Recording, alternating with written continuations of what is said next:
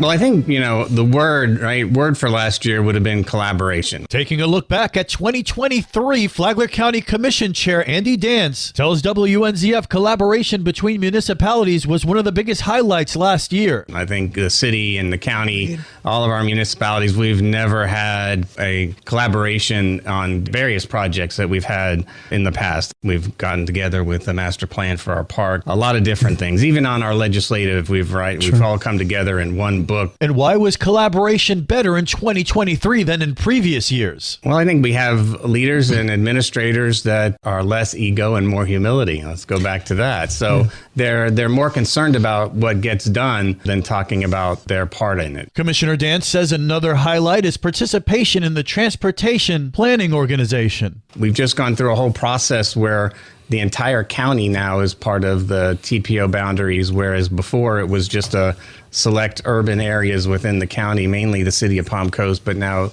the boundaries have expanded and it opens up more opportunities for the entire county. It's really regards infrastructure, our transportation infrastructure, and being able to plan our roadways and for maintenance and expansion. Commission Chair Andy Dance says 2024 is already shaping up to be an interesting year. I'm optimistic for the future of Flagler County and for our Flagler County Commission. We do have 3 open seats or 3 seats that are up for election, and we'll see what that brings to the commission in 2024.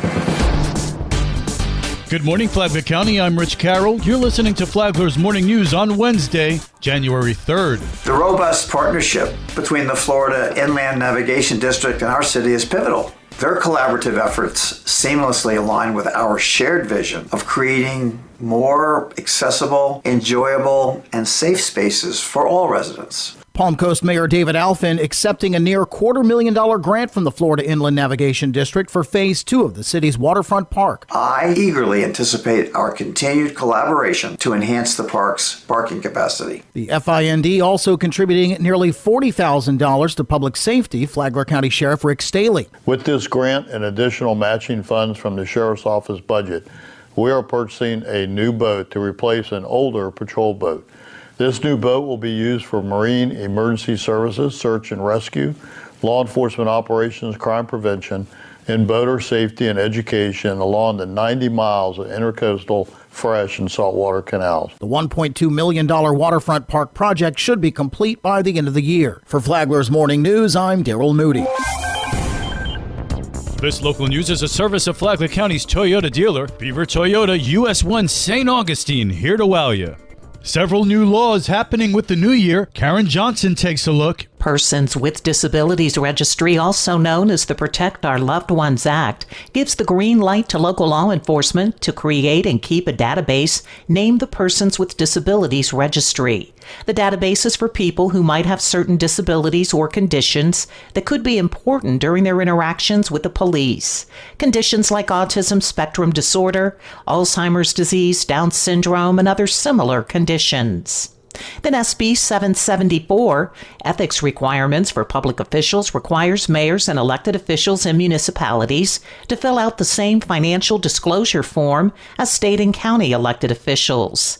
SB 7056 puts the state's Department of Children and Families back in charge of handling child abuse investigations, as opposed to leaving that duty to Florida counties that had assumed that role before. And finally, SB 76 means Florida residents will get a 1-month head start over non-residents to reserve a campsite at one of the state's 175 parks. For Flagler's Morning News, I'm Karen Johnson. Which way is the real estate market going? It is not up and it is not down. We're moving sideways, price-wise. Well, we lost $300 versus last year. Yeah, to say it's going down.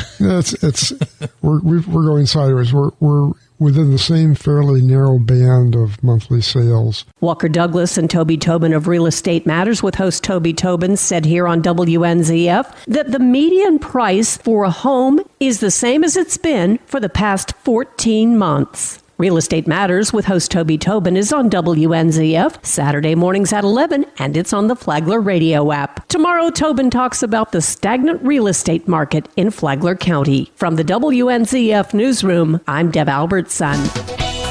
And now you're up to date on Flagler's Morning News. I'm Rich Carroll.